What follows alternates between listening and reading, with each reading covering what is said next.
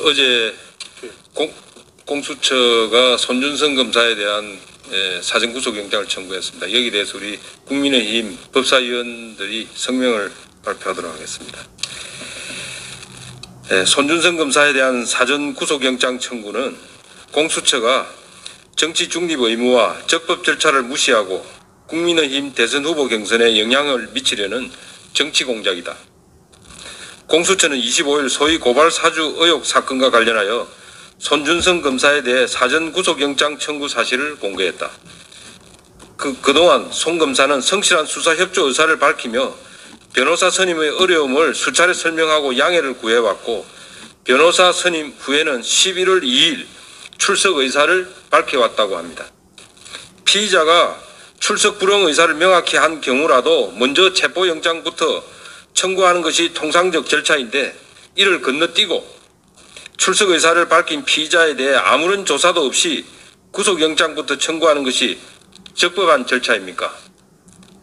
토요일에 사전 구속영장을 청구했다는데 피의자 측에 아무런 통보도 하지 않다가 피의자 신문기일 하루 전에 구속영장 청구 사실을 통보하는 것이 헌법이 보장한 방어권에 부합하는 일입니까? 공수처가 헌법과 법률에 보장된 기본권을 무시하고 무리하게 사전 구속영장을 청구한 이유가 무엇입니까? 증거로는 윤석열 후보의 연관성을 엮을 수 없으니 송 검사 구속영장 쇼를 통해 국민의힘 대선 후보 경선에 개입하려는 것으로 밖에 볼 수가 없습니다. 실제로 공수처는 국민의힘 경선 일정을 거론하면서 송 검사의 출석을 압박했다고 합니다. 법과 원칙에 따라 수사하면 되지 야당 경선 일정을 고려하여 조사를 서두르는 이유가 무엇이었습니까? 또한 국감 때문에 11월 초에 출석하겠다는 김웅 의원에 대해서도 10월 중 출석을 요구했다고 합니다. 도대체 11월 초나 10월 말이 수사하는 데 무슨 차이가 있다는 것입니까?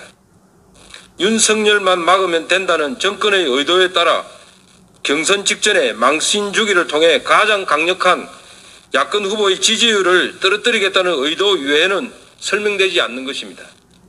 이는 공수처가 정치적 중립 의무를 저버리고 야당 대선 후보 경선에 개입하는 수사를 하겠다며 명백한 정치 개입을 선언한 것입니다.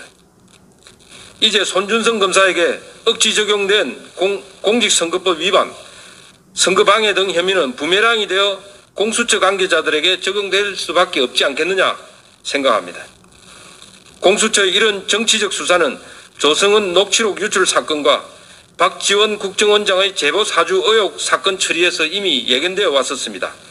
검찰과 공수처, 경찰의 2중 3중 수사에서도 윤석열 전 검찰총장이 관련되었다는 어떠한 증거나 정황을 확인하지 못하자 친정권 언론이 녹취록 보도를 통해 여론몰이를 하고 있는데도 녹취록 유출에 대해서는 수사를 하지 않고 방치를 하고 있습니다. 제보 사주 의혹에 대해서도 박지원 국정원장을 조사했다는 소식을 들을 수가 없습니다.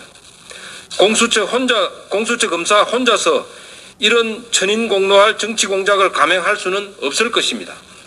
누가 설계하고 누가 지시한 것인가?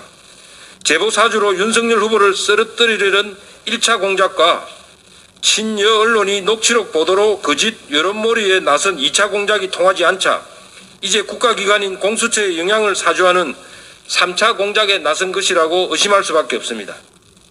정치 공작의 선봉장으로 나선 공수처는 스스로 정치적 중립 의무를 내팽개침으로써 국민 앞에 그 존재 가치를 상실했습니다. 이제 공수처의 수사는 어떠한 것도 신뢰할 수가 없을 것입니다. 헌법과 법률에 위반되고 정치적 중립에도 벗어난 구속영장 청구는 당연히 기각되어야 합니다.